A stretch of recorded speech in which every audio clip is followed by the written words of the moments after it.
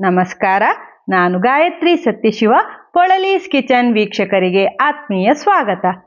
ನಾನಿವತ್ತು ಬದನೆಕಾಯಿಯಿಂದ ವ್ಯತ್ಯಸ್ತ ರುಚಿಯ ಪಲ್ಯದ ರೆಸಿಪಿಯನ್ನು ತೋರಿಸ್ತಾ ಇದ್ದೇನೆ. ಈ ಪಲ್ಯವನ್ನು ಬಿಸಿ ಬಿಸಿ ಅನ್ನದೊಂದಿಗೆ, ಚಪಾತಿಯೊಂದಿಗೆ ಸೈಡ್ ಡಿಶ್ ಆಗಿ ಮಾಡಬಹುದು.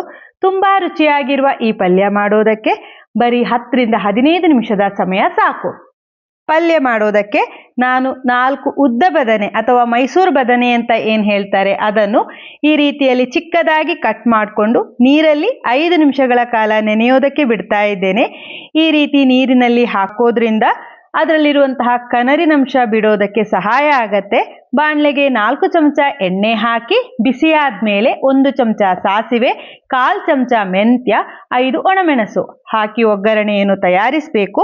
ಒಗ್ಗರಣೆ ಚಟಪಟ ಅಂದಾಗ 7 ರಿಂದ 8 ಬೆಳ್ಳುಳ್ಳಿಯನ್ನು ಈ ರೀತಿಯಲ್ಲಿ ಚಿಕ್ಕದಾಗಿ ಕಟ್ ಮಾಡಿ ಹಾಕಿ, 2 ಕಟ್ ಮಾಡಿರುವಂತಹ ಹಸಿಮೆಣಸಿನಕಾಯಿ, 2 ದಂಟು ಕರಿಬೇವಿನ ಎಲೆ ಇವಿಷ್ಟನ್ನು ಹಾಕಿ ಬೆಳ್ಳುಳ್ಳಿ ಲೈಟಾಗಿ ಬಣ್ಣ ಬದಲಾಗೋ ತನಕ ಹುರಿಬೇಕು. ನಂತರ ಕಟ್ ಮಾಡಿರುವ 2 ಈರುಳ್ಳಿಯನ್ನು ಹಾಕಿ ಬಾಡಿಸಿ. ಈರುಳ್ಳಿ ಫ್ರೈ ಮಾಡಿದ ನಂತರ ಚಿಕ್ಕದಾಗಿ ಕಟ್ ಮಾಡಿರುವ 2 ಟೊಮೆಟೊವನ್ನು ಹಾಕಿ ಒಂದ್ಸಲ ಮಿಕ್ಸ್ ಮಾಡಿ 1/4 ಚಮಚ ಅರಶಿನ ಪುಡಿ, 1/2 ಚಮಚ ಅಚ್ಚಕಾರದ ಪುಡಿ, ರುಚಿಗೆ ತಕ್ಕಷ್ಟು ಉಪ್ಪು, 1 ಚಮಚ ಧನಿಯಾ ಪುಡಿ ಇವಿಷ್ಟು ಮಸಾಲವನ್ನು ಹಾಕಿ ಹಸಿ ವಾಸನೆ ಹೋಗಬೇಕು. ಹಾಗೆ ಈರುಳ್ಳಿ ಟೊಮೆಟೊ ಮೆತ್ತಗೆ ಆಗಬೇಕು. ಅಲ್ಲಿ ತನಕ ಫ್ರೈ ಮಾಡ್ಕೊಂಡಾದ್ಮೇಲೆ ನೀರಲ್ಲಿ ಹಾಕಿಟ್ಟ ಬದನೆಕಾಯಿಯನ್ನು ಹಾಕಿ ಮಸಾಲದ ಜೊತೆಗೆ ಮಿಕ್ಸ್ ಮಾಡಿ, ನಂತರ ನೆಲ್ಲಿಕಾಯಿ ಗಾತ್ರದ ಹುಣಸೆ ಹಣ್ಣನ್ನು 1/4 ಕಪ್ ನೀರಲ್ಲಿ ನೆನೆ ಹಾಕಿಟ್ಟಿದ್ದೆ, ಆ ನೀರನ್ನು ಹಾಕ್ತಾ ಇದ್ದೇನೆ.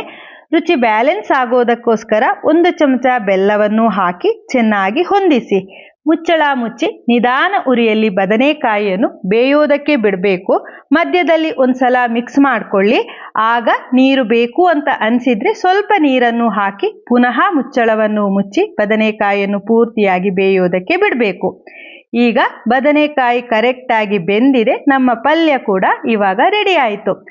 ನೀವು ಕೂಡ ಈ ವಿಧಾನದಲ್ಲಿ ಬದನೆಕಾಯಿ ಪಲ್ಯ ಮಾಡಿ ನೋಡಿ. ನಾನು ಆಗಲೇ ಹೇಳಿದ ಹಾಗೆ ಅನ್ನ ಚಪಾತಿ ಜೊತೆ ಇದೊಂದು ಒಳ್ಳೆಯ ಕಾಂಬಿನೇಷನ್. ಇವತ್ತಿನ ಈ ರೆಸಿಪಿ ನಿಮಗೆ ಇಷ್ಟ ಆಗಿದ್ರೆ ವಿಡಿಯೋಕ್ಕೊಂದು ಲೈಕ್ ಮಾಡಿ, ವಿಡಿಯೋವನ್ನು ಫ್ರೆಂಡ್ಸ್ ಆ್ಯಂಡ್ ಫ್ಯಾಮಿಲಿ ಜೊತೆ ಶೇರ್ ಮಾಡಿ. ಪೊಳಲೀಸ್ ಕಿಚನ್ ಸಬ್ಸ್ಕ್ರೈಬ್ ಆಗಿಲ್ಲ ಅಂದರೆ ದಯವಿಟ್ಟು ವಿಡಿಯೋವನ್ನು ಸಬ್ಸ್ಕ್ರೈಬ್ ಆಗಿ ನೋಡಿ. ಮುಂದಿನ ವಿಡಿಯೋದಲ್ಲಿ ಇನ್ನೊಂದು ರೆಸಿಪಿ ಜೊತೆ ಮತ್ತೆ ಭೇಟಿಯಾಗೋಣ. ಧನ್ಯವಾದಗಳು.